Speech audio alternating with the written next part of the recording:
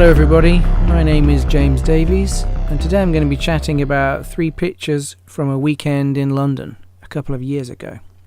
So these 3 photographs were taken with my Olympus Mju II, or Stylus Epic as it's known elsewhere in the world, and Kodak Ektar 100 film, which is fresh film, part of Kodak's, I think it's their professional range. It's not the kind of thing that you find in the shops, in the high street shop, like Boots the Chemist in the UK, but it can be ordered online. And if you've ever thought about shooting this film and haven't done so yet, I would recommend that you do. It's a very, very nice colour film. It responds well to lots of nice bright light, and it's just, you can put it in the camera and know that if you are going out and about in the outside on a nice summer's day, that you're going to get some really nice shots.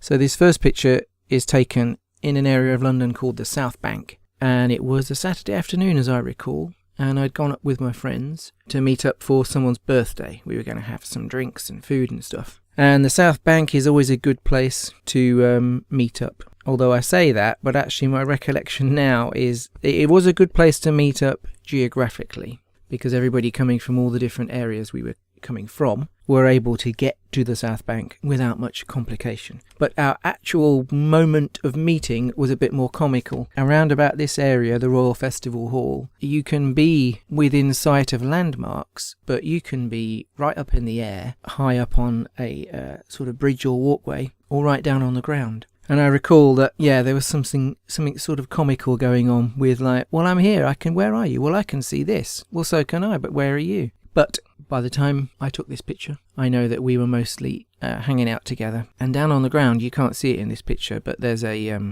food, like street food market. And I think we'd been queuing up and getting some noodles or something. The reason I took this picture was because of the lettering. I absolutely love this font. It's up there with Cooper Black, if you know your fonts, for me, as a very evocative font from my childhood. You know, the story with fonts is you look at it and think that looks old-fashioned, and if you read up about your fonts, they can actually be really old. They're not necessarily made in the era that you might personally associate them with. But for me, this kind of font, I don't even know the name of this one, but to me it's a very 70s font. It would mean, therefore, that by the time I had consciousness of it in the 1970s, which would be mid-70s, 74, 75, it was probably decided to be used some years before that. And I could go on and on, actually, about this notion. I had a sort of revelation a few years ago when I was looking at some photographs. I've forgotten the guy's name, but there was in a photographic exhibition of life in the 70s, and me and my friend realised that when you looked at the 70s, in particular, sort of average life in the 70s, being in the 70s was actually a remnant of being in the 50s. So this font is something to do with that. It's making me feel old-fashioned. But of course my point in time for this, my reference point, is probably out of date in the first place. But there was also a great compositional thing. It wasn't difficult from where I was to put this shot together. Vast expanse of modern architecture and blue sky. So something man-made and something natural. And I knew I could line this one up so that it was absolutely diagonal, and it could all be done whilst we were deciding what we were going to do next. It's just literally like, hang on guys, let me take a photograph, and I whip out the Mju II, frame it up, and there it is. I think part of my inspiration in this one was knowing that there's a group on Flickr called What's Your Angle, Buddy? Its intention is that that people post pictures where there's an obvious angular theme going on in the composition. So not much more to it than that. Blue sky, modern building with nice looking like stone cladding perhaps. Funky font, something personal going on with recollection, and all of those things tie together to make this image. Now this one has a lot more of a backstory to it, and I will try and be brief because I could go on all day about it. And I'm laughing. Let's see if I get around to telling you why I'm laughing.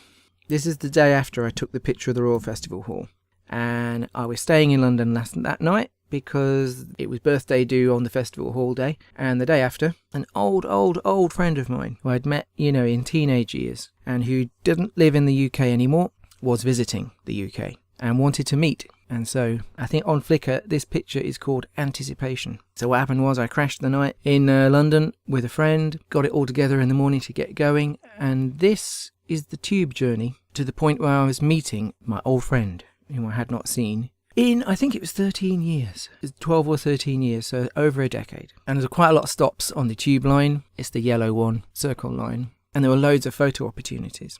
I was, worried about taking pictures of people on the train and trying to get something together. But I wanted to do something on the journey. And so what I did was I used the happy place technique, which I've spoken of in a previous video. So what you do is I got the camera open, the Mju open, and I switched the flash off and I switched the self timer on, and I propped it on a flat surface and I pressed the shutter, and then the self timer began. And there was no way that I could do any kind of pre-focusing or anything with this one. But what happened was it happened to take the picture whilst the doors were open and nobody else was getting on the train, and it focused on me. So that's my arm, my shirt, my jacket and my leg. And I know at this point I was really excited and nervous because I was seeing this person I hadn't seen for ages, and it was going to be interesting. And there was the possibility that they were going to get on the train as well. The upshot is actually that when the tube train stopped and I got out, I looked up the platform. It was a real long tube train, and about 4 carriages up I could see them, and they didn't know I was 4 carriages behind them. So we were actually both on the train at this moment, both thinking, bloody hell,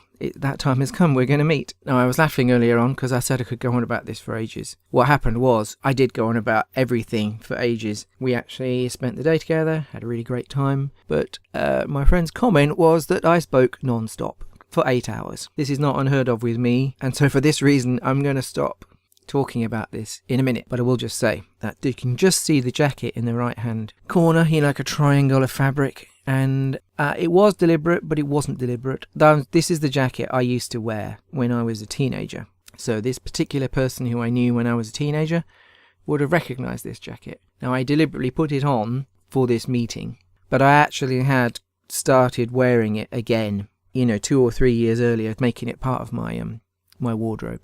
So you wouldn't know that if you just saw this picture on Flickr, and it's had a good old few views on Flickr. I've told you the story behind some of it.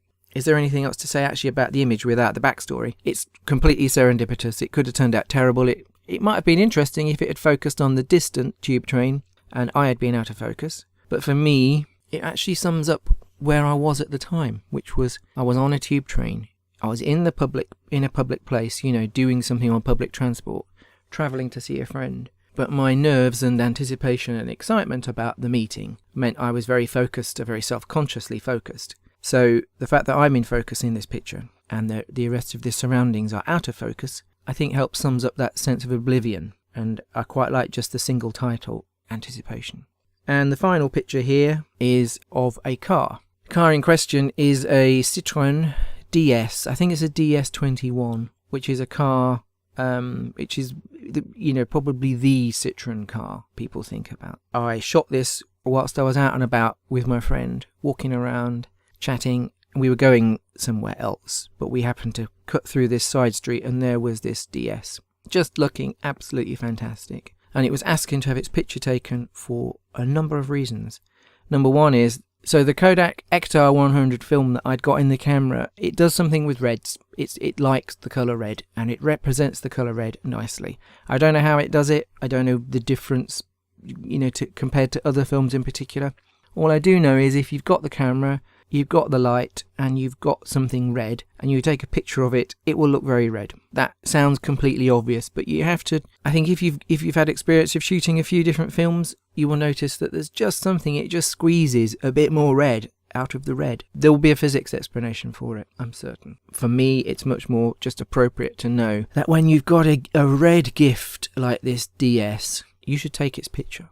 Again, I could go on for ages about the Citroën DS because it's a car that has taken over my consciousness in the last 10 or 15 years. I knew about it as a kid, and I knew about it as a kind of car. It was always a head-turning car for me. But about 12 years ago, I met a Citroën enthusiast who became a very good friend. And he had everything, and he still does have everything you need to know about Citroëns. And suddenly, it's like walking through a landscape and a new door opened that I'd never seen, and when you go through the door, it's Citroën land, and that's what it's like when I hang out with my friend. So consequently, if I see a Citroën out in the street and I'm going to take a picture, I'm actually taking it at some point with the intention of showing my mate.